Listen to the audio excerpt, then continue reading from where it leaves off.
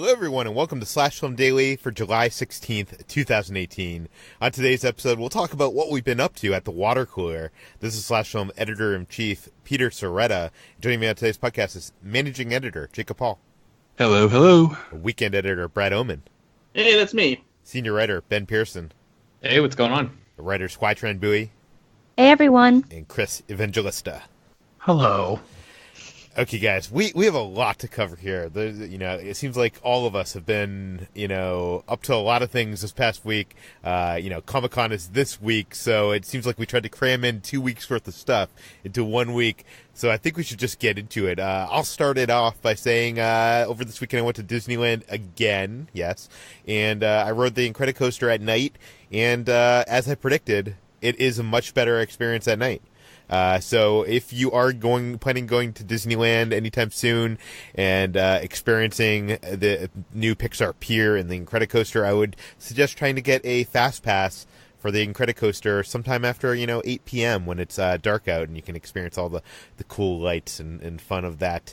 It was also interesting at Disneyland. I had for the first time ever, guys. By the way, we're celebrating a 1-year anniversary of doing this podcast right now. By the way. Hooray! Yeah. And for the first time ever, I had someone come up to me. I have people come up to me quite often saying they read the site, but for the first time ever, I had someone come up to me saying that they listened to the podcast, and it seemed like they didn't even know about the site. So, which is funny because they recognize me, so maybe they follow me on Twitter. I don't know. Anyways, what else have I been up to?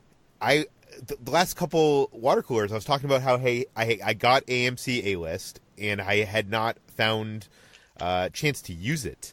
This weekend, me and my girlfriend Kitra got to use AMC A-List twice, and I wanted to share my experiences with it really briefly, and my experience with AMC really briefly with you so far. I saw Skyscraper on Thursday night. I'll talk about that a little later and what we've been watching, but it is worth noting because A-List lets you see 3 movies a week, and it starts on Friday. So your 3 movie selection starts on Friday and goes till Thursday. Interestingly enough, all the movies when the big releases now that come out on Friday actually come out on Thursday night. So we saw Skyscraper on Thursday night. I thought for sure AMC would make it so that is one of my Friday movies or one of my movies from the next week, but no, it counted towards the previous week. So if you are using A-List, that's an interesting thing. Also, I have noticed so far that they don't check IDs as much as they should. They say that they're supposed to check your name and make sure that it's your A-List account. I have not seen that to be the case. Maybe that's just lazy AMC, theater employees. And I'm really enjoying. I've never had the Stubbs premieres. I know, Brad, you've had it for quite some time. But I'm really enjoying these premiere lines where you get to cut the entire line and go up and get your concessions. It's it almost feels bad. It feels almost like when you're at a theme park and you have like a fast pass and you skip that 2-hour line. Not that it's a 2-hour line at a concession stand, but I like it. Anyways, the other one thing I wanted to mention, for the first time ever, I went to an AMC Dine-In Theater. I went to Marina Del Rey to see Sorry to Bother You. I'll talk about that later. And Jacob, I know you often enjoy the pleasures of the Alamo Drafthouse. This is AMC's version of that, where you can order food and drinks at your seat, drink beer and alcohol while you're watching the movie. I've been to the Alamo Drafthouse, numerous times. I love the Alamo Drafthouse. So I was interested to see how AMC handles this, and I would say it's good and bad. The good is they have those recliners that they see in like these AMC Prime and Dolby Cinema theaters in the AMC installations. The bad of it is, and that's much better seating than I think most Alamo Drafthouse theaters have.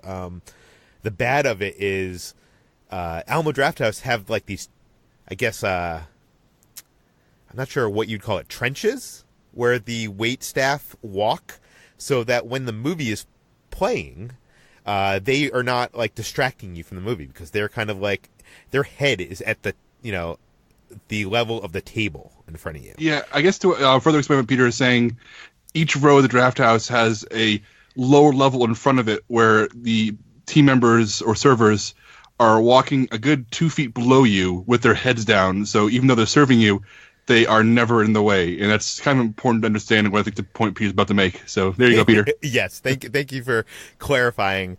The AMC Dine-In Theatres do not have that. So throughout the movie, the team members come and are walking at the same level as you, in front of you, and it is a little bit more distracting. Not enough that I wouldn't see movies at an AMC Dine-In. One of the other positives at the Alamo Drafthouse, you put like a piece of paper, you write down your order on a piece of paper, and you put it in front of you, and then team members check in from time to time to see if there's anybody with a piece of paper sticking out in front of them. That I've had times at the Alamo Drafthouse when it's been, more busy where, it's gone like 30 minutes before someone notices I put an order up.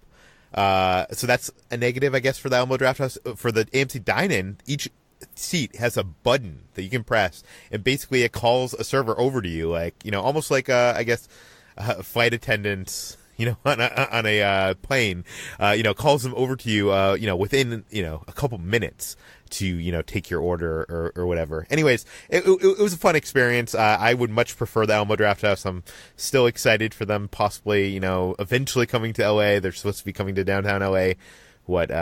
Next year? I don't even know at this point. It's been like delayed years. But that was my weekend. Ben, what have you been up to? Last week I had a chance to go to the Writers Guild of America Theater in Beverly Hills and see Blindspotting again as part of the Film Independent member screenings series, I guess is what they call it. Film Independent is like a nonprofit company that produces the LA Film Festival and the Independent Spirit Awards every year, and they always put on really fantastic screening sessions. And they also do like Jason Reitman's live read sessions that you guys may have heard about. We've written about a bunch of them here at Slash Film. So anyway, Film Independent is just a great organization. But they put together the screening of Blindspotting, and I wanted to take my wife because I saw the film at Sundance and she hadn't seen it yet. It comes out later this month, I think. What's the release date? July 26th, I think. I'll double check that before we finish just to make sure that's right. But man, this movie is so great. And I know that Jacob has seen it, and I've already talked a little bit about it on my like favorite movies of the year episode that we did a week or so ago. So I don't want to go too much into it, but David Diggs and Rafael Casal, the co-writers and leads of the movie, were there, and they did a Q&A afterwards. I was hoping to sort of write an article about some interesting stuff that they talked about during the Q&A, but it was mostly just like a pretty standard recap of like how they made the movie, and there weren't too many interesting details from it, but still, I mean, it was a great experience seeing that movie in the theater again, and I highly recommend anybody check this movie out. Jacob, do you agree? Did you enjoy Blindspotting as much as I did? Yeah, and I was going to ask you this because when I saw Blindspotting, I really liked it, but in the weeks and months afterward, it grew in my mind to the point where I think it's even better than I thought it was. So on a second viewing, did it get better for you? It's so much better on a second viewing, yeah. And because I think it's just like the movie is very unique in the way that it's presented. It's very much like an indie movie in its presentation, but it also has like these cool stylistic flourishes throughout. And once you sort of get on the movie's wavelength and understand exactly where it is, and when you go into it a second time, you know what's going to happen and how all of it is going to play out, and you're able to sort of notice how those flourishes are strategically placed throughout the movie, so it builds to this ultimate climax that is really unlike anything that I've seen before. So yeah, I would definitely recommend Blindspotting, and yeah, see it twice if you can. Yeah, and do a double feature with Sorry to Bother You, and then when that comes out later this year, see it with Bodied, because those three movies are all about the same thing in different ways. And I think we're going to have a big conversation about what those three movies are saying about America in 2018. And I can't wait for everybody to be able to see all of them, because it's going to be a real interesting cultural moment for film fans. Yes. Yeah, for sure. And just to clarify, it comes out in limited release on July 20th, and I think it's going to be expanding to more theaters after that.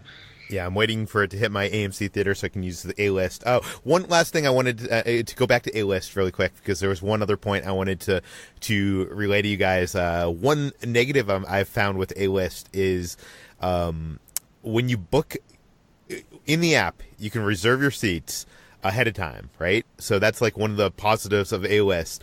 But say you're going to the movies with your significant other, they still need to like be in the app at the same time as you to like get the seat next to you at the same time, so that like, you know, you're sitting together.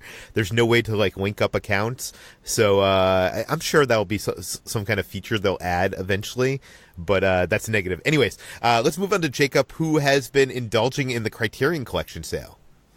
Yeah, like so many movie nerds, I buy my fair share of Criterion Collection Blu-rays throughout the year for titles that I need to own right then and there. But I tend to set aside some money for whenever Barnes & Noble has their half-off sale, so I can stock up on lots and lots of discs. And I've been indulging. So half-off is like the normal price of a DVD, right? Yeah, you usually pay premium for a Criterion Collection disc. And normally I don't mind doing it because Criterion does incredible work for incredible movies that often are flying under the radar, won't get released by other companies. And I think that this sale, I got a good mixture of the obvious ones and the not so obvious ones. So to look at the list of the movies I bought, kind of here and there by visiting various Barnes & Nobles over the past week and a half, I got Election, Silence of the Lambs, Midnight Cowboy, The Lure, Being There, Ghost World, Twin Peaks Fire Walk with Me, and Straw Dogs. So a really good mixture of modern and older classic films, contemporary and classic. And the one I'm actually most excited to recommend to people right now is The Lure, which is a European mermaid horror musical. I saw Fantastic Fest a few years ago, and I think that's going to have a really good life in Criterion when people start discovering it. It's really wild, and it's just totally out there. It's the kind of movie where, like, Election, for example, Silence of the Lambs are great movies. I'm glad they're on Criterion because they deserve to be a part of this prestigious collection. But I think that everybody who buys Silence of the Lambs is essentially paying for Criterion to release movies like The Lure, which are really lurking in the shadows and underseen and deserve the platform to say, like, hey, this is something that is being put alongside these Oscar-winning or cult classic movies, and you should check it out. So I'm really, really happy to see that in the collection, really happy to own it. I'm actually surprised to hear that Election has a Criterion disc. This shows how, you know, out of touch with physical media I am, because that's one of my favorite movies of all time. I might have to pick that up because another thing Criterion brings to the table that we're losing at other studios is special features. Like that, we're getting less and less special features, and Criterion is one of the distributors, along with Chris. What is the other one that you often talking Shout about? Factory? Shout Factory, that is still kind of doubling down on special features. Jacob, what else have you been up to? Oh, I've been dealing with a real shithead of a cat. I've talked in the past about adopting Fitz, my second Siamese cat, and I love him to death. But when I first adopted him, he was very nervous. He liked to hide. He would only come out and cuddle when like he felt really safe. But in the weeks since I first got him, he's gotten very brazen. He's gotten used to the house. He's gotten used to the other animals. He knows all the shortcuts, and he's such a sweetheart. He loves cuddling. He loves sitting on my lap for hours. But that means he's also gotten to the point where he thinks he's the boss. He likes to knock things over. He likes to grab earbuds and drag them under the couch and hide them there, which he's done several times. If it dangles, if it's not nailed down, he will find a way to knock it over. And it's actually really funny from a distance. Like, recounting it now, it's really adorable. But in the moment, I want to strangle this cat, but he's a real pistol. I love him to death, and I don't regret adopting this cat. But oh man, he's driving me crazy. That is funny. It's been a while since I've had a cat. It's like that saying, dogs worship you as if you were God, and cats act as if you should worship them because they are gods. Yeah, and Siamese cats they were originally bred to be cats owned by royalty in Southeast Asia. So I think that still is somehow in their DNA. They know their royalty. Okay, let's move on to Chris. Chris, you've been traveling recently. Yes, I flew to Montreal, the beautiful city of Montreal, for a set visit. I can't tell you what it is because it's embargoed, but it was very cool. It was one of the coolest things I've ever done in my life. That said, I had to fly there, and I really don't like flying. In fact, I am terrified of flying. So it was both good and bad. You know, the trip itself being there was great, but flying. How was Montreal outside of the set visit that you can't talk about? It was nice. I mean, I didn't get to see a lot of it because I was busy, but what I saw of it was very nice. But again, I had to fly, and that wasn't fun. You know, I know there are people who fly like constantly for their jobs. They have no problem with it. My wife flies a lot. She has no problem with it. You know, she says, you know, it's the chances of being in a plane crash are so statistically improbable. But my reply to that is, you know, everything is statistically improbable until it happens to you. I'm sure plenty of people who have been in plane crashes have been sitting in their seats. By that logic, you could like walk outside your house and be hit by a flying car or something. I know. That's why I very rarely leave my house. But like, you know, I'm sure plenty of people have been on planes and have been like, it's statistically very improbable I'll die, and then the plane crashes and all their bones explode. So again, I know it's an irrational fear. I know the chances, like you're more likely to be elected president of the United States than you are to die in a plane crash. But even though I know this knowledge, I get on the plane and I wait. That statistic can't be true. No, it is. It absolutely is true. I've looked this up. You're more likely to win a presidential election than to die in a plane crash, and still. I get on the plane and I quiver like a small infant with polio. But that's just the way I am. One day I'll get over it maybe, but for now it's traumatizing. So it's all the fear. It has nothing to do with the comfort level of being in a plane?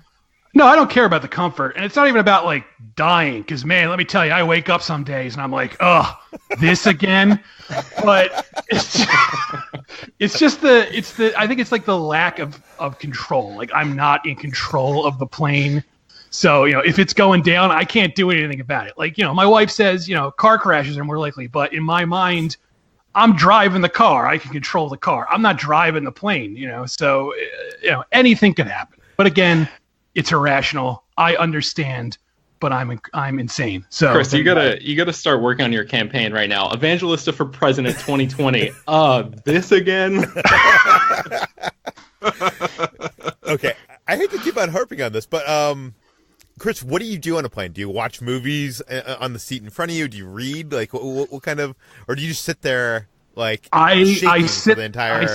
Well, this time I tried listening to some stand-up. It didn't help. I tried reading last time. It didn't help. So usually what I do is I sit there, I stare straight ahead, and I grip the armrests, and I mumble to myself, "Oh my God, oh my God, oh my God," over and over again. And this was my seatmate must love it. Yeah, I was gonna say, I imagine like a little kid sitting next to Chris in like the middle seat, being like, "Mama, what's that man saying to himself?" Yeah, it's kind of embarrassing because on the flight home there was a kid a few rows ahead of me, and she was having the time of her life. She's no fear at all, and I'm just sitting there grinding my teeth, counting down the minutes. It was a short flight too. It was like an hour and 10 minutes, but I felt every minute of that time. And you're going to be traveling to San Diego to be at Comic-Con with us. That's a long flight. It is. I'm not looking forward to it. I actually went to the doctor today and said, please give me the strongest drugs you have, because I'm about to be on a very long flight, and if I don't have these drugs, I'm going to cause a scene. And Chris, as somebody whose doctor has him on Valium, for a number of reasons, for all kinds of disasters, anxiety situations, I wish I could teleport some Valium to you right now. I feel so bad. Well, it doesn't help because I actually took Valium on this last flight and it did nothing. I am doomed. Yes, Chris, what's wrong with your brain? It's sick. It's a sickly brain, and I'd Have like you to trade tried in. playing like puzzles or something? When I was young, I used to like playing puzzles or board games that would help me sort of relax. So I don't know if that would be a nice tactic for you. I tried playing a game on my phone and it didn't. Look, nothing's going to help me is what I'm saying. I'm a lost cause. If you have any suggestions for Chris, send them to peter@slashfilm.com, and we'll relay them to him. Brad, what have you been up to over the weekend? Well, it is summer, so it is fair season all over the place. So my area just had their county fair. So I went out there for a couple days to have some really unhealthy food. And my sister, who had just graduated high school, she shows draft horses for somebody who trains horses in the area. And so she was there the whole week. And my parents and I saw her do her competitions for that a few times this week. So, yeah, it's one of those things where I like going to it just because, like, there's the unique, terribly unhealthy food that's there. But then it's also a mix because it kind of brings out some of the worst people that live in my area because we come on, they're just like, woohoo, the fair, let's go and wear our Confederate flags and bullshit. So it's a mixed bag of I like this, but also I hate so many of you. I'm actually excited to go to the county fair around here. We have an OC and LA county fair. What do these people with these? I assume the county fairs all happen around the U.S. during the summer. What do these people do that work at these county fairs when the county fair season is not going on? Any idea? I mean, that's a good question. I'm sure that there's probably areas where the seasons don't change drastically, where like they can do carnivals and other festivals and things like that with the rides and whatnot. But they also just might make enough money during fair season by hopping around to different fairs that they don't have to worry about it, I feel like that's a missed opportunity for a movie. I would like to see a movie about like kind of the carny life of living on the traveling county fair circuit. I think that could be fun. Anyways, what else have you been doing, Brad? So my mom's birthday was last week, and she decided that she wanted to go check out this concert that's called The Purple Madness, which is a Prince impersonator, basically, like a whole band of this guy who puts on a show and performs Prince's songs and everything. And it's a pretty tall order because Prince is a legend, and not many people can do what he does as far as his talents, both instrumentally and vocally. But they were pretty good, for as far as Prince impersonation bands go. It was they played all the hits. Obviously, it was enjoyable. It started a bit late because I guess the venue's power was out for part of the time. And I think that might have created some problems for the band because I'm not sure that they got to do their sound check as thoroughly as they would have liked to because a couple times there were some feedback issues. But it was an enjoyable time. It wasn't anything mind blowing where I was like, oh my god, this guy's like Prince incarnate. But it was fun for what it was, for being a show that was in the area. For sure, and you've also been sick. Yeah, I on the way back from that concert, funnily enough, I all of a sudden just got like the worst chills. Like felt like I had just come in from like sledding from being outside all day, and I just felt terrible. And then all of a sudden overnight it was the complete opposite, where my body was like warmed up like crazy. I didn't even have a thermometer at the time, so I don't even know what my temperature was, but I know that it was high. And I thought that maybe it was just like either food poisoning or the stomach bug, but then I realized that after all of the crazy body temperature fluctuation and just general discomfort, that my throat was actually hurting quite a bit when I swallowed the next morning. And I realized that I thought that I might have strep throat. Sure enough, I did. Test was positive, but I've been taking antibiotics for a few days, so now I'm not contagious, and now I'm not dying and exhausted and passing out on my bed for hours of the day. So I'm ready to go for Comic-Con, and glad that I don't have stupid strep throat anymore. Well, I hope you rest in the next couple days leading up to Comic-Con. I doubt I will, because Comic-Con's going to be insane. I said leading up to Comic-Con, Brad. Leading up to Comic-Con. Because, yes, Comic-Con's going to be insane, and hopefully you doesn't make it worse. But let's move on to what we've been reading. Chris, what have you been reading? I got an advance copy of a book by Ian Nathan called Anything You Can Imagine, Peter Jackson and the Making of Middle-earth. And it's all about, the road to bring the Lord of the Rings to the big screen. I just started it, so I don't have too much insight into it yet, but so far it's pretty riveting. I learned that in the 70s, John Borman, who directed Excalibur, wrote a screenplay for a Lord of the Rings movie, and it was just loaded with sex. And I wish they had made that just this weird orgy-filled Lord of the Rings movie. But so obviously, it was the George R.R. Martin HBO version.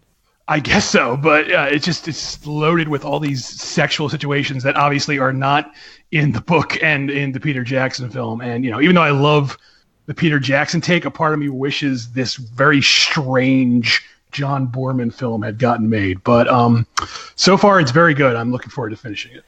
This is interesting because I feel like I love finding out the making of films, but like that movie or those movies have so many supplemental making of docs and video diaries, and I feel like I spent years on set of that movie in New Zealand, even though I've never been to New Zealand. So I'm not sure I personally would want to read a book about the making of it, or if I would gain anything. Like, do you feel like you're gaining anything that you didn't from all those like Blu-ray and DVD special features? I do, because it's not just about the making of Peter Jackson's film. It's about, how other people tried to make it before him, and, all the stuff that went on behind the scenes before he even got to make it. So far I am learning some new stuff. Jacob, you've also been reading. Yeah, I haven't been reading any fiction or even nonfiction. Interestingly, I've been reading a book about how to be a better game master on RPG tabletop games. It's called The Kobold Guide to Game Mastering, and it's a collection of essays from celebrated RPG writers and designers and game masters about how to run a better game. And that's everything from how to read the table and see how your players are feeling, how to make your players feel better about themselves and their characters, how to make a more inclusive game, how to better improvise when all your plans go off the rails because the characters decide to go in a different direction. And as someone who really does love running RPG games, it's been really illuminating and really helpful. And it's just, it's one of those things where, like, I'm not going to recommend it to anybody who wants some casual light reading and aren't RPG gamers. But if you are the kind of person who wants to run a game, whether it's Dungeons and Dragons or something more intense or lighter fare, I'm finding it extremely useful, even when stuff that I feel like I inherently already knew. Having it written out by somebody who can illuminate it better is proving very helpful.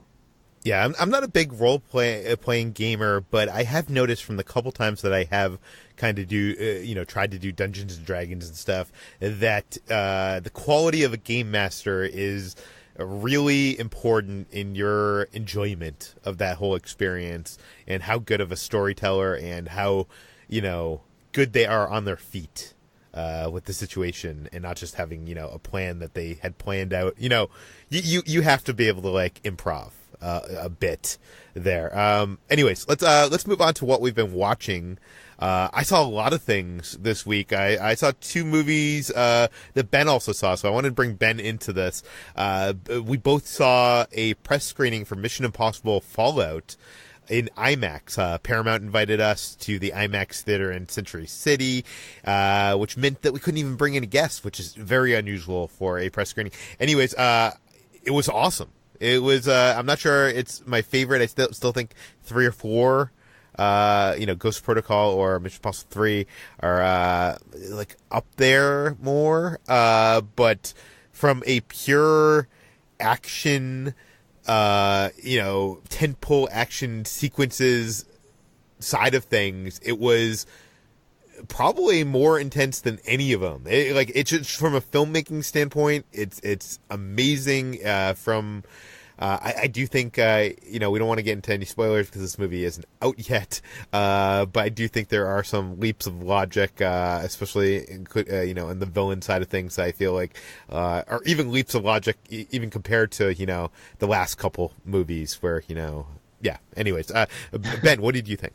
I love this movie so much. It's everything that you want. If you're looking forward to this movie, just get your hype meter even higher than it already is, because this movie lives up to it. I was very, very much looking forward to this film, and it did not disappoint in any way. I think the action, as Peter's mentioning, I think it has like maybe the best action of the entire series. Like the climax of this movie it's unreal, the stuff that Chris McQuarrie was able to do. And just like, as somebody who follows McQuarrie on Twitter, and sees that he's constantly giving out writing information and tips, for up and coming and aspiring writers.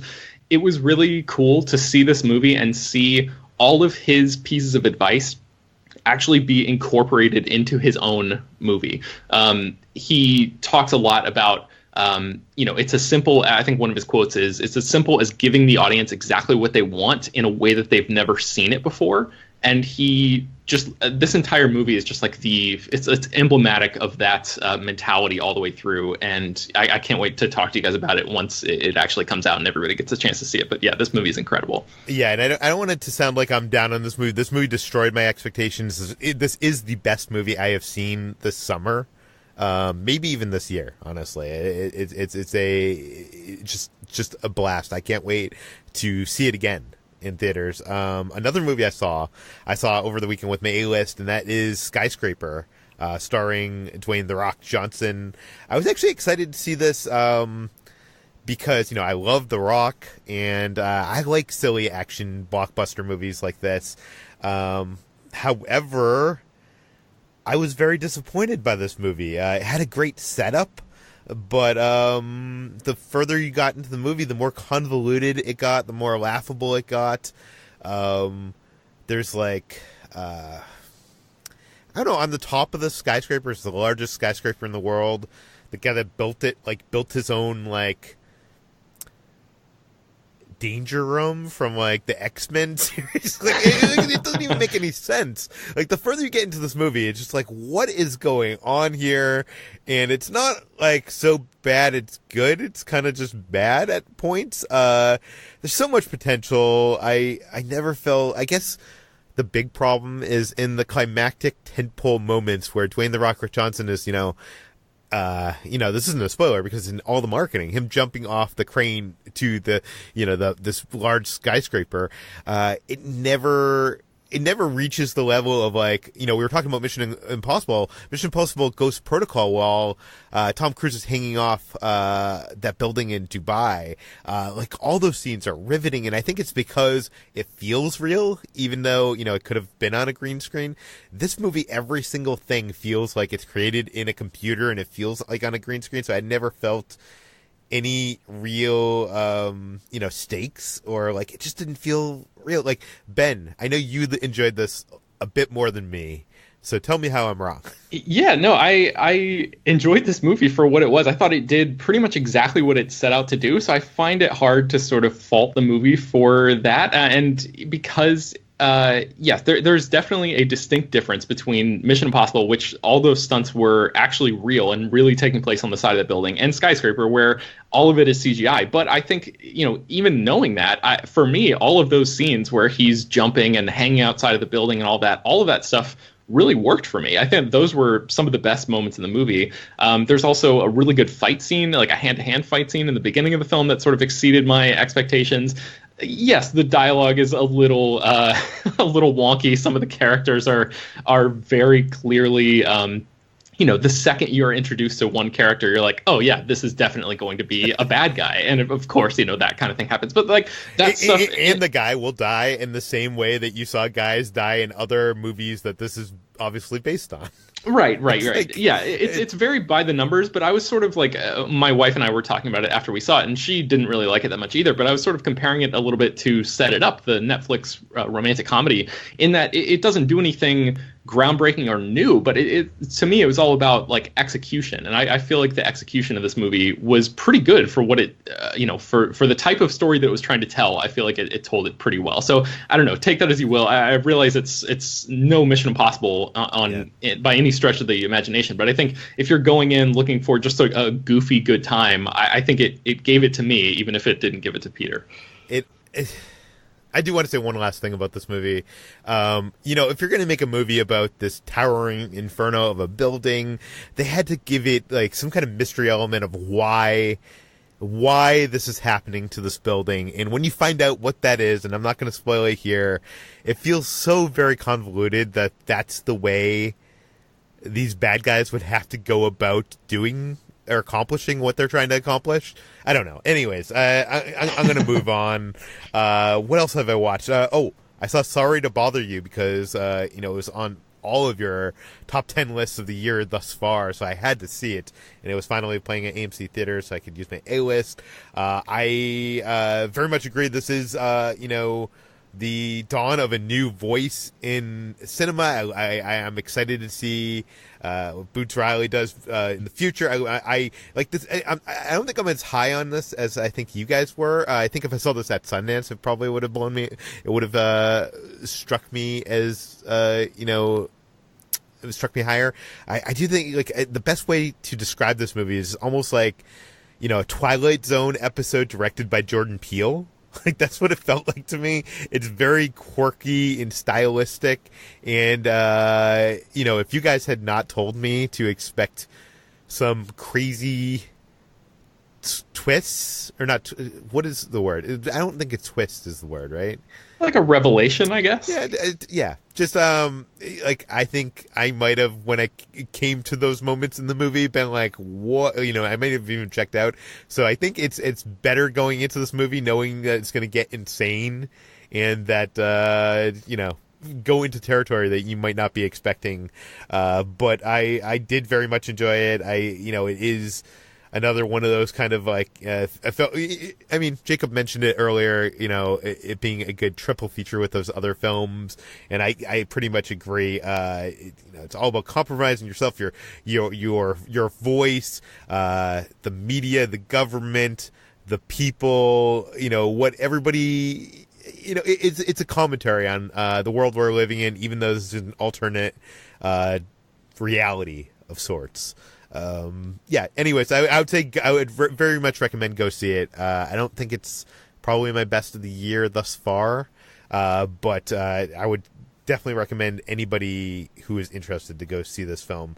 And that's all I've been watching. Oh no, I also watched a TV show that I wanted to tell you guys about. I watched the first couple episodes of this show on Netflix called On My Block. Have any of you seen this show yet? No. I've never heard of it. Okay, it's kind of like, I think it's created by the guy that did Awkward. I've never seen that show, but if you know that show, that's, I think, one of the creators. I'm trying to pull up on IMDb the synopsis so I can read it to you. A coming-of-age comedy about four bright, street-savvy friends navigating their way through high school in the gritty inner city of South Central Los Angeles. So that's basically the synopsis of what the show is. It's kind of like imagine Freaks and Geeks in South Central LA. That is kind of it. It's very charming, funny, sometimes stiff writing and amateur performances. It feels very indie. It feels almost like something you'd see at Sundance. But it's, like I said, it's charming, funny, and compelling. I'm gonna watch more of it. It's relatable. Anybody that's gone to high school can relate to this, even though you never went to high school in, South Central LA. But I would highly recommend this. It's on Netflix now. I think they're doing a second season. It's a 30-minute comedy, and it's called On My Block. But let's move on to Ben. Ben, what have you been watching? I watched The Godfather. All three Godfather movies are on Netflix right now, and I haven't seen The Godfather. I have actually never seen Godfather Part 3, but I've not seen the first two Godfather movies in, 15 or 20 years or something like that. So I was very young, and I just thought it was time to, revisit these movies and sort of judge them with my critical faculties being what they are now, I guess. And basically just see if they live up to all the hype. And the first one is the only one that I've had a chance to revisit so far, and it certainly does. It's a great movie. At the risk of instead of just praising a movie that is universally praised, I want to take this opportunity to throw out one criticism of The Godfather that I noticed when I was watching it, and that is that I don't really think the movie does a very good job of portraying the passage of time. There were multiple times when I was watching the film where I was like, how much time has gone by between the last scene and the scene that I'm in right now? It was like almost impenetrable at certain points. Like, has this been a day, a week? Have years gone by here? What is happening here? So that's something that sort of struck me, that I don't tend to have that issue with movies, but this one, it just like that was not a priority for it. It did not care at all about establishing a full, an easily followable timeline for you. So I would be interested if anybody else has had that issue, or if I'm just out here on on an island with that one. And then why do you hate The Godfather, Ben? Why do you hate the greatest film of all time? Yeah, I figure I'll probably get a lot of those kinds of messages. So I can definitely feel that. It's been a few years since seeing this, but I kind of got that feeling when I was watching it. It almost feels like a novel. I mean, it is based on a novel, right? So, yes. I feel like in books sometimes you don't kind of get that that information of how much time has passed from chapter to chapter. Yeah, that's true. But yeah, I'd be interested. Maybe people can write in and let us know if any of the listeners have experienced that same criticism as well. But the only other thing really that I've been checking out is HBO's Sharp Objects, which we talked about last week. And they're only 2 episodes in, so it's hard to really get too far into what the show is actually about. But it stars Amy Adams, and she's really great in the show. Chris Messina, who I primarily know from his work on the Mindy Project, is pretty solid in the show as well. It's everything that HT said it was last week. This sort of sweaty trip through this like gothic murder mystery kind of thing, and it's not an enjoyable show, I think, but it's a show that definitely has a mood, and I am appreciative of the efforts it goes to really like incorporate to blanket the entire show in that same mood, even the editing, which I think we were talking about. And there seemed to be some division, if I recall correctly, about whether or not people liked the quick flashes of Amy Adams' character's memories. And you can mark me in the category of people who do appreciate the show's use of editing in that way. I am the lone person who I was fine with it when it was longer than just like quick, 1 second flashes. When it was like a 10-second scene or something like that, I was more on board. It's just the flashes of images almost. I love it. I mean, I'm just going to defend it again because after watching the second episode, it really struck me how well it puts you in her perspective and how hazy and surreal it is. So just coming in to say that. Yeah, and I really like the way that it sort of combines her character's memories with her present. Like she's maybe walking up the steps of her parents' house, and she's remembering when she did the same thing as a kid, and then the camera actually cuts back to a wide shot of herself and her sister as children, and the adult Amy Adams going up the stairs at the same time. So it's this sort of interesting way that that the show is like examining her character's memories, and they do it through editing and cinematography and just the placement and the blocking and everything. I just thought it was really well done. So that's Sharp Objects. It's on HBO on Sunday nights. Yeah, I was at Disneyland all day yesterday, so I have not gotten to see the second episode of the show yet. So maybe I will be sold more on these flashes. But while Ben and I were both watching the new Mission Impossible movie, Hoai-Tran Bui has been rewatching, or she went back and rewatched, I think, what most people agree to be the worst installment in the franchise. Sorry, it was just really funny because he said my full name for a second, and I was like, wow, that was unusual.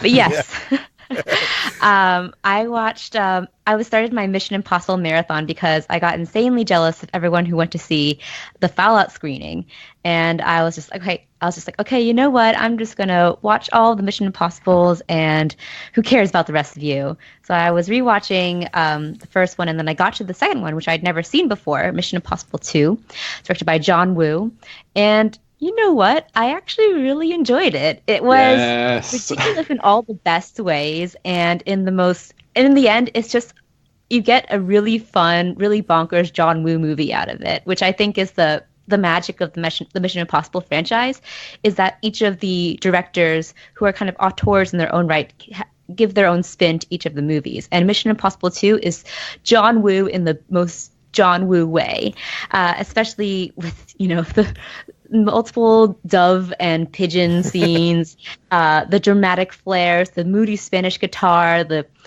flying death hug that Tom Cruise uses to attack the bad guy, which is like my favorite part of the movie.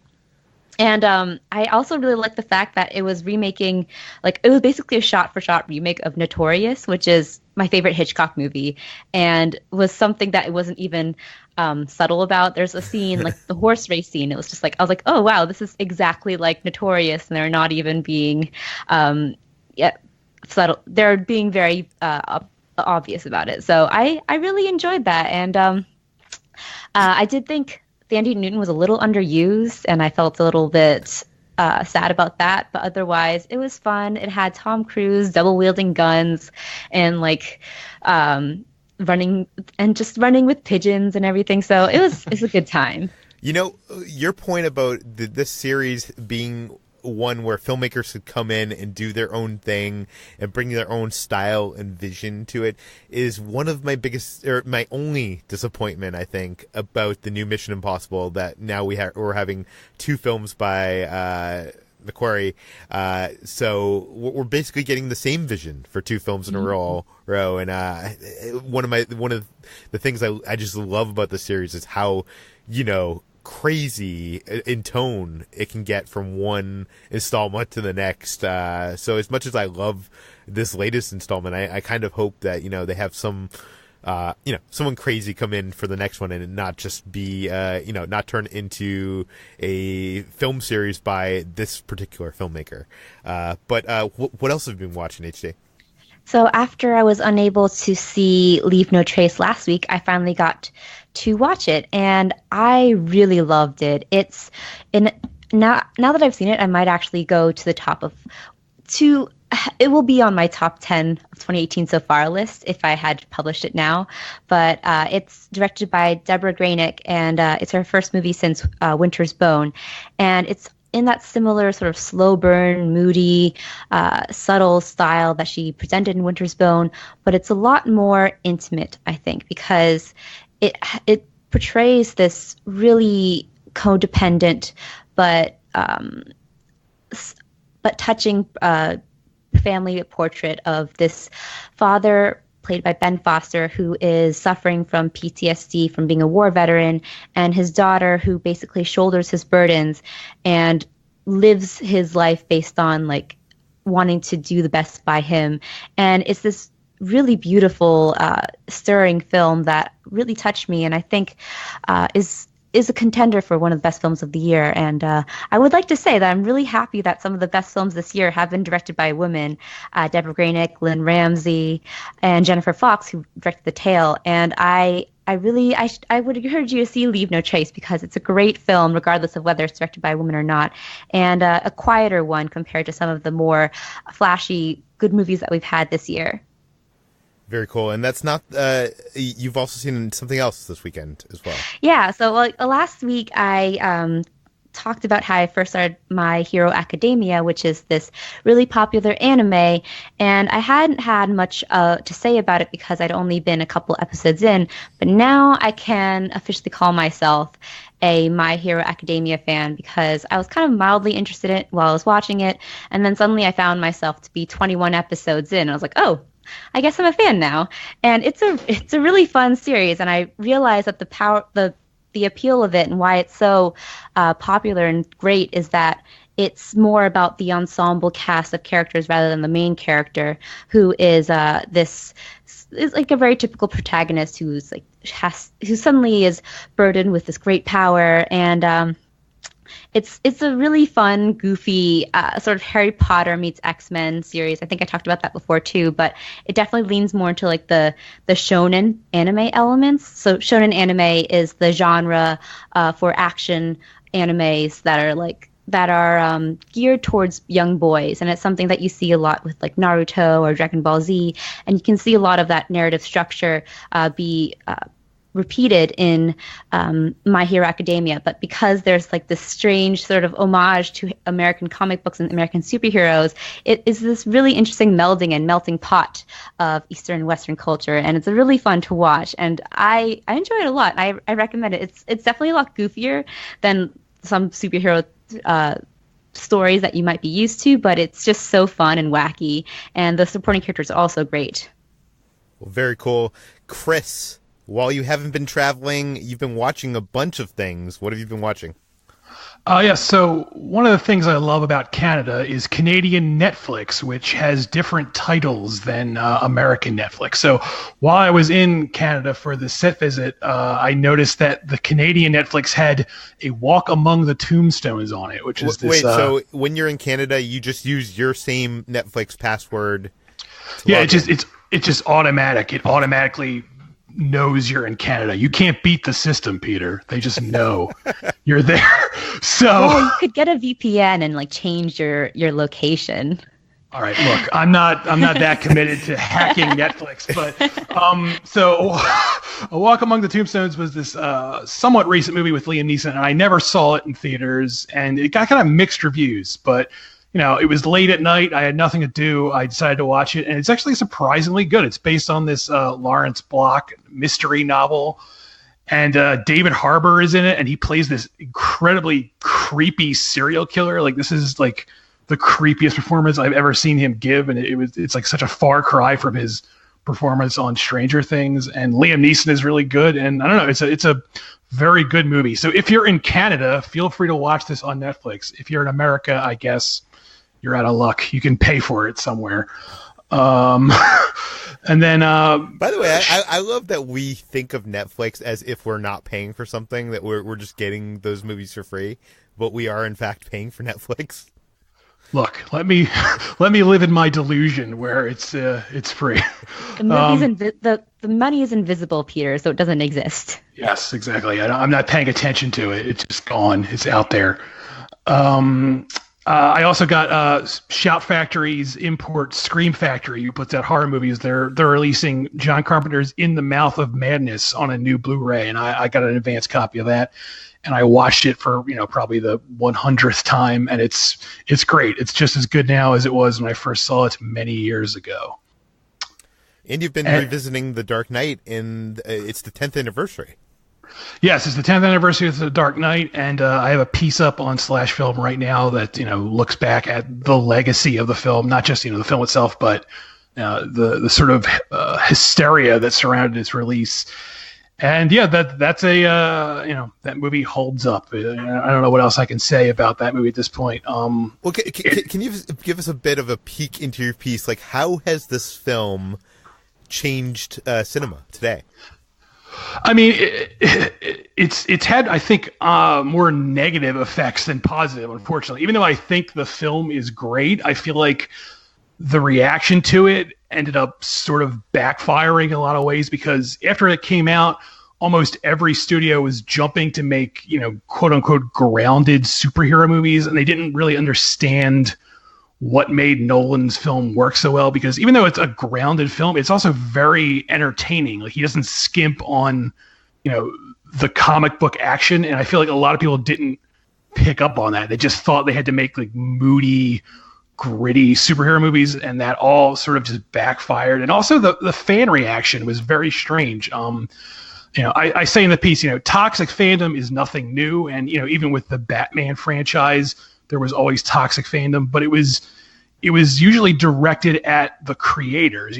Joel Schumacher got attacked for making Batman and Robin, stuff like that. But this was a toxic fandom that turned on critics, where anyone who dared to give The Dark Knight a less than positive review, and not even negative, just like a mixed review, was considered this like enemy of the people. I mean, there were critics literally getting death threats for not giving this film a perfect review. And it was almost like this mania set in, where comic book fans needed this film to be legitimate, especially in the wake of the Joel Schumacher films.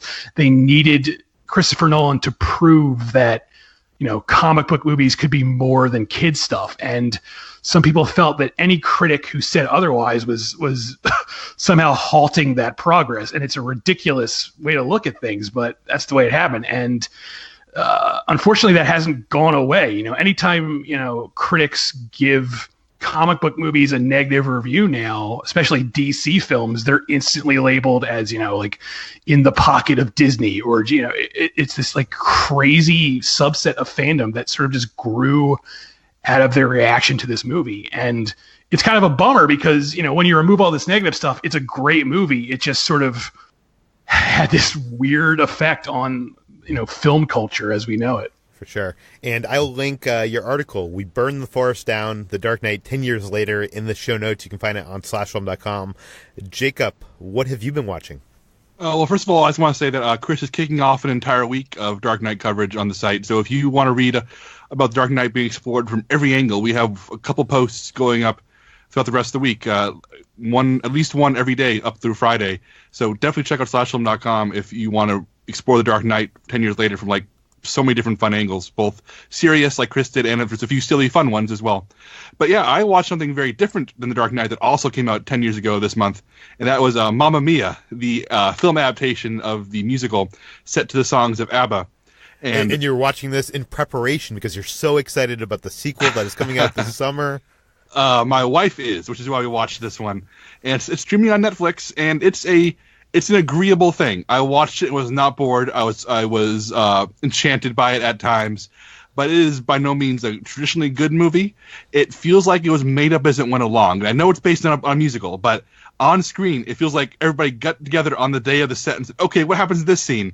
And they choreographed everything 10 minutes before they started rolling cameras.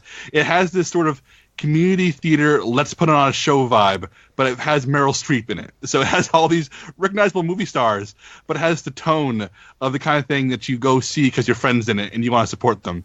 And I found that strangely endearing and really fun to watch, even when it's really embarrassing. Like, I described it to my wife as the anti-cool. It's if there's concept of cool, Mamma Mia is the anti-cool. And like just watching Pierce Brosnan moan his way through SOS, and Pierce Brosnan's voice is like a dog dying, and I'm just like sitting there watching it through closed hands because I was so embarrassed for Pierce Brosnan. But that's part of the fun, is you're watching Pierce Brosnan sing ABBA, and that's fun, even though he's terrible. And I get why people would hate this, but I also get why people would love it. And talking to my wife afterward, I pitched her the concept of, what if Peyton Reed had directed this in the same style he directed Down with Love, in sort of a Technicolor, intentionally artificial throwback style, instead of this more naturalistic style that this film is made in. And I think that would have been the key to making Mamma Mia into an actual good movie, is if they had embraced artificiality and had said, let's be as fake as possible in every way possible. And I think that would have made it actually good. But as it is now, it's this weird, strange, genuinely lovable pile of craziness that I'm not going to recommend to everybody, but I had a good time with it. But it has me dreading the sequel because I don't think I could stand more of this. I think this is enough, Mamma Mia. Wait, so explain this to me. The sequel is the same songs, but a new story? It's a prequel for the most part, and they don't say this outright, but the trailers make it pretty clear that the bulk of the movie is set 30 or 20 years earlier, and all the original cast members are back for cameos, more or less. But yeah, it seems to be recycling a lot of the same ABBA songs, because ABBA, I love ABBA, but there are only so many great ABBA songs. But has a musical ever done that, where they've had a sequel or a prequel, and it's like the same songs? I don't think so, but there's also only been one ABBA jukebox musical, so I don't know. All I know is that I can't imagine the sequel being good, because I think this is a lightning struck once in a bizarre science experiment gone right, and I think trying to replicate that without the movie stars back in full force is a bad choice. Yeah. What else have you been watching? Was that your cat? That was my cat, Fred. Hi, Fred. Hi. Okay, what else have you been watching, Jacob? A movie I liked about as much for different reasons was The Devil's Doorway, a new IFC Midnight release. It's available for rent on Amazon, iTunes, VOD, whatever service you prefer. And this is another movie that I watched with my wife, because in the same way that Mamma Mia is a my wife movie, Devil's Doorway is very much a my wife movie. She loves found footage horror movies. She loves horror movies about Catholicism. She loves horror movies about haunted houses and demons. And this is all of those. It's a Irish film, and it is a found footage movie set in the 60s. So the whole thing is shot in 4:3. It has a sort of shaky sound and graininess to it. It's about two priests who investigate miracles at a nunnery where women are being made, women who the Catholic Church wants hidden away, women who are pregnant, women who are prostitutes, women who have been labeled as deviants for every reason by the church, are working in a laundry. And it turns out that the miracles may have a satanic meaning behind them. Cue the priests running and screaming and dropping their camera a lot. And it's 76 minutes long. It's no masterpiece. It's not great. But if you like found footage, if you like demons, if you like jump scares, if you like all those things, if you like Catholicism fueled horror movies, which in my household is just the top-notch religious horror, then it's a lot of fun and worth a $5 rental. But speaking of horror movies that aren't going to cost you $5 to rent, The Babysitter, streaming on Netflix. I watched this and I was a little disappointed by it. I think it has a really strong screenplay. Like looking at the situations in the film, looking at the dialogue, I feel like on paper this was a really good screenplay. But I think that McG, the director of Charlie's Angels and Terminator Salvation, was the wrong choice for this because he never lets the material speak for itself. He's always adding visual quirks and stylistic choices that do not serve the story. They distract and make you wonder, why am I looking at this shot? Why is it being shot this way, as opposed to letting these situations speak for themselves? The movie is about a 12-year-old kid who learns that his babysitter is the leader of a satanic cult who's planning bad things in his house. And it's at times very funny and at times really shocking. And I kept on thinking the entire time I was watching it, this would be better served by a different filmmaker. And I tweeted that it would be a great Joe Lynch movie, Joe Lynch, director of Mayhem. And interestingly, Joe Lynch responded on Twitter saying that he almost made it. So there's an alternate universe out there where The Babysitter is like a really great horror comedy, and right now it's a missed opportunity. Joe Lynch, a listener to the podcast, so he might be listening to this right now. Yeah, hi Joe Lynch. I wish you made this movie. Mayhem's great, by the way. Mayhem is streaming on Shudder, and that's a very violent, very funny, very delicately handled in terms of tone horror movie. Reminds me very much of early Sam Raimi. But yeah, I watched a few other crappy horror movies as well, because my wife and I, we always start off with a movie what we want to see, and then get drunk and watch things that we don't want to see. And that includes Rideshare, a horror movie about a killer Uber driver. It's very bad. And The Sand, a movie about a killer beach. Literally, the sand murders people. That was also very bad. And that's all I watched this weekend. Okay, so don't watch those films. Watch... What, The Devil's Doorway? Yeah, watch Devil's Doorway or Mamma Mia, depending on what kind of horror you do want. Pierce Brosnan singing or Satan. Okay, Brad, what have you been watching? So you would think, since I had strep throat, that I would have been able to watch a lot, but honestly, I just laid around in bed and slept on and off and just really didn't feel like doing much of anything. So I watched some stuff on and off. I caught up on Big Brother Season 20 and things like that, but the one thing that I did take the time to catch up on from a while back that I'd had sitting on my DVR forever was Season 2 of Great News, which is an NBC comedy series that has since been canceled. Probably my fault for not watching and just keeping it on my DVR. But yeah, so I finally got around to watching it. I love the first season of Great News. It's a like 30 Rock meets The Newsroom, basically. Sort of absurd comedy, has a great ensemble cast. It's created by Tracy Wigfield, who worked on the Mindy Project. And I'm really bummed that the show got canceled. It's really funny. It's not quite as fast-paced or as clever as 30 Rock, but it was still really, really funny, and I enjoyed it. Tina Fey was on this season in the first 2 or 3 episodes and popped up here and there, and it's just a lot of fun. And I really wish that it would have stuck around somehow, or that maybe Netflix would have given it, a chance or something like that. Even Mark Hamill said on Twitter after it was canceled that he was bummed that the show got the axe. So if you haven't watched it, there's only 2 seasons, so give it a shot if you have it at your disposal. And then I also decided to watch The Phantom because it's on Hulu, and I'm just a sucker for this movie. It's not good by any means, but I love watching it. It's so cheesy and goofy and makes no damn sense, and I just love how just melodramatic all the acting is, and just what the kind of hero that Billy Zane is in this movie is such a classic serial hero, and it's so ham-fisted and weird, and I love every minute of it. Though, I mean, Treat Williams as a villain named Xander Drax. You've got James Remar as this villainous version of Indiana Jones. The final set piece looks like it takes place on a stunt show set from Six Flags.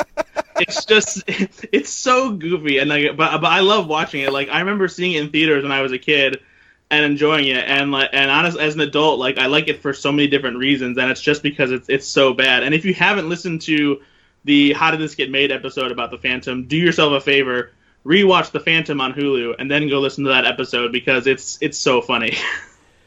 Okay, we've officially hit the longest episode of Slash Film Daily ever, so let's be brief from this point forward. We're going to keep on going. Brad, at the fair, you were at this county fair. They always have these crazy foods, like fried foods and stuff. What did you eat? Yeah, honestly, this year I was kind of disappointed because usually the fair has like at least one new thing that it's like, whoa, check this out. Like last year, it's like fried butter. Yeah, last year one of the popular new things was they had it was basically chicken on a stick, but it was covered in cornflakes, and it was pretty good. But they didn't have anything new this year that I was like, oh man, I feel like last year at my fair everything was like something having to do with those fiery Cheetos. What is it called? Yeah. That stuff's been pretty popular. I actually didn't see anything like that at our fair this year, but I had the standard.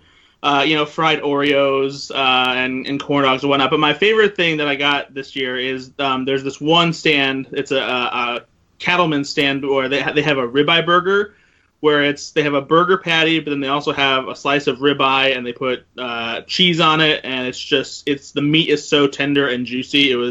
It's so delicious. It's definitely my favorite thing that I had at the fair this year. Very cool. Is that all you've been eating this week? No, I did get. This is something that I bought last week at a candy outlet store called Lolly and Pops, and it's actually a candy bar that's from the UK, and I saw it because we don't have it here, and it's a Milka Chips Ahoy chocolate bar where it has tiny chunks of Chips Ahoy cookies inside the milk chocolate bar, and the United Kingdom seriously just needs to start like bringing their candy over here because they have the best chocolate and they have. Just the best combinations of like what they put in their candy bars. It is so good. Like the milk chocolate is so smooth and tasty, and like the cookies add like the perfect crunch to it. And it's just I love UK chocolate bars so much.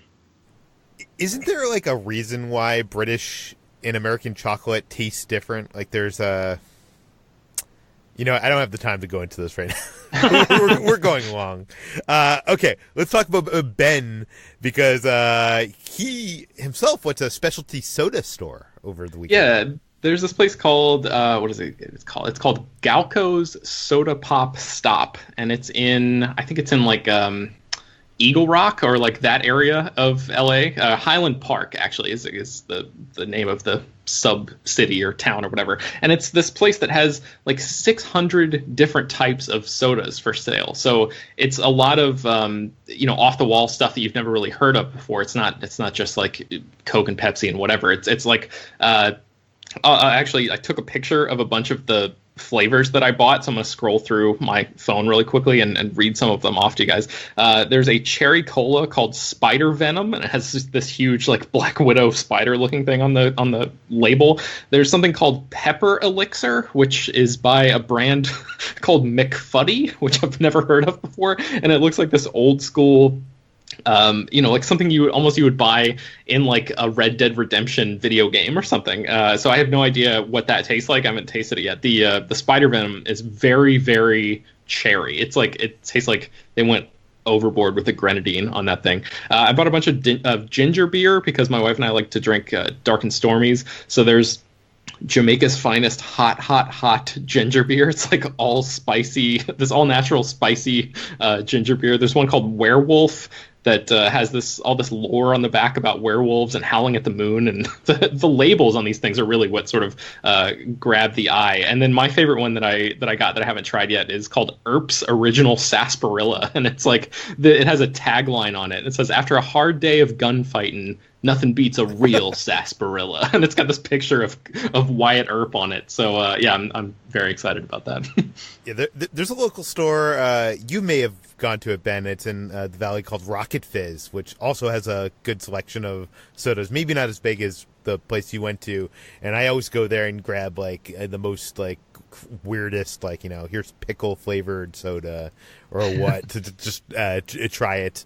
But it's usually never good. Whenever you go for those novelty things, it's usually pretty bad. But let's move on to our last and final topic. That is what we've been playing. Jacob, you've been playing some tabletop. What have you gotten into? I guess more specifically, I've been planning some tabletop. I've been looking into getting into Arkham Horror, the card game. And for those of you who don't know, the Arkham Horror franchise of games from Fantasy Flight Games is loosely based on the Cthulhu mythos created by writer H.P. Lovecraft. And I'm a big H.P. Lovecraft fan. I've read every single word he's written. He's probably my favorite writer, even though you have to grapple with all the things that make him a terrible person in real life. But and I always struggle sometimes with some board game and video game takes on his work, because his stories and novels are all about the despair of knowing that in the universe you mean nothing, and the creatures of his stories are less about traditional scares and more about being aware of how small and insignificant you are. And it's very much righteous existential horror. Whereas his the board games and based on his work are usually about shoot that monster with a shotgun. So I occasionally have that disconnect where I get frustrated. But the Fantasy Flight's Arkham games, which include the Arkham Horror board game from years ago, Eldritch Horror, Mansions of Madness, and now Arkham Horror the card game, which is about a year and a half old now, are all really excellent and are the best version of this type of Lovecraft storytelling. If you are going to play games where you shoot monsters with a shotgun instead of curl up in a ball and feel dread, then this is the way to go. And Arkham Horror is a living card game, which I've mentioned before on the show, where there are new packs coming out every month that continue the game. But unlike Netrunner or the Game of Thrones LCG, this is a co-op game where you and your other pitiful humans build decks that represent your character, and you play against the game itself and against scenarios that come out every month. And you try to survive and stay sane. And since it's a co-op game, you're usually exploring the town or houses. Yeah. And there's monsters and cultists that show up. Yeah, and since the way this game works is the first cycle of adventures take place in Lovecraft, Massachusetts, and more other cycles have taken place in jungles, like in these ancient lost temples or in alternate dimensions full of monsters. So it's really hitting all the various different Lovecraft beats. And like I said, I bought the core set. I'm learning the game, and I've been organizing my crew. I've been asking friends and family who wants to be part of my ongoing crew, so we can keep the same people playing in the campaign going forward as new packs come out. So I'm really excited, and as somebody who already plays all the other H.P. Lovecraft board games, RPGs, and card games, I'm excited to see what this one brings to the table. It's by all accounts really good. And I guess it speaks to the fact that there are so many Lovecraft-themed games that you've also been dealing with a Lovecraft game, right, Peter? Yeah, and I did play the first box set of Arkham Horror, the card game, but it is a money pit, Jacob. It's just like your Netrunner that you've talked about recently. Like, there's so many expansions. If you want to play with more than 2 players, you need to get 2, packs of the core set. It's talking about money pits. Kickstarter, if you're a tabletop fan and you like buying board games, Kickstarter is a place where you can spend lots of money. There is a new game on there this week from Cool Mini or Not. It's called Cthulhu Death May Die, which sounds like a movie made by Rob Cohen or something. But it is actually made by some pretty good heavy hitters. It's designed by a guy named Eric Lang, who designed Blood Rage, Rising Sun, a bunch of great games that are highly acclaimed in the board game space, alongside Rob Davio, who designed Risk Legacy and Pandemic Legacy, some of literally, on Board Game Geek, the greatest games of all time. Both of these guys, actually. I think both of these guys probably hold like multiple titles in the top, 15 of all time on Board Game Geek. So they're teaming for this game, which is a miniature game set in the Lovecraft universe, a storytelling kind of, you were there to fight Cthulhu and those kind of like monsters and demons. Something I instantly backed. They got my $100. But have you seen this at all, Jacob? I missed it when it first launched. I'm looking at it right now, and this is just a checkbox of everything you need to get a successful game on Kickstarter. You have Eric Lang, Cool Mini or Not, and Cthulhu. It's just they're playing bingo miniatures with all the things that make money. Yeah. Yeah. I'm bringing this up. This is the last thing we're talking about, but I'm bringing this up because usually when games launch on Kickstarters, they have these stretch goals and they have these additional buys. They try to get you to add on. Like, you can, in some of these cool Mini or Not campaigns, even though the game starts at like $80 or $100, you could, if you wanted to buy everything that they're offering, end up, spending hundreds of dollars more than that. And I have oftentimes been suckered into that. And by suckered, I enjoy playing my games. So, like, it's not like I've lost out on this money. But I wanted to bring this up because this is the first time I've seen this, and this is where I draw the line, Jacob. This game, they have introduced a $150 add-on to this game, which is a scenario for this game, which basically comes with a miniature that serves as a not just a character, but also the game board for the scenario. And the miniature is 2 feet tall. I don't know where you'd store this thing. I don't know what you'd do with it. But this is where I draw the line, Jacob. I'm not spending $150 on a 2 foot tall plastic miniature. That's too much. And I'm looking at this Kickstarter right now, and I may back this. $100 for the base game is pretty much what you're going to get at retail. But for a lot of stuff it comes with, I don't know. I always think of what board game critic and prominent YouTuber Tom Vassell always says about Kickstarter, which is if a game is truly great, then it will live beyond Kickstarter and be available on shelves for years to come. Yeah, but here's the problem with that. The problem with that is that you get so many Kickstarter exclusive minis that come with the campaign if you back it now.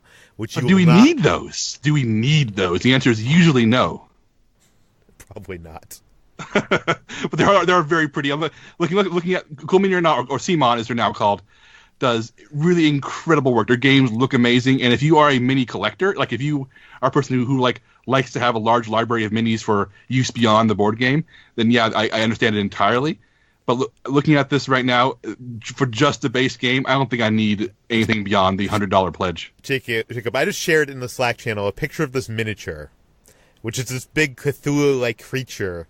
If you can see, I'll put this link in the show notes. There's a mini, like the size of a normal mini is like an inch tall, inch and a half tall. You can see the mini being dwarfed by this gigantic creature. It's insane. Well, my problem with this, if you're going to go this big, you might as well make it even more accurate. I think Cthulhu is bigger than that. So why don't you just make it twice as big and charge twice as much, Peter? Go full accurate.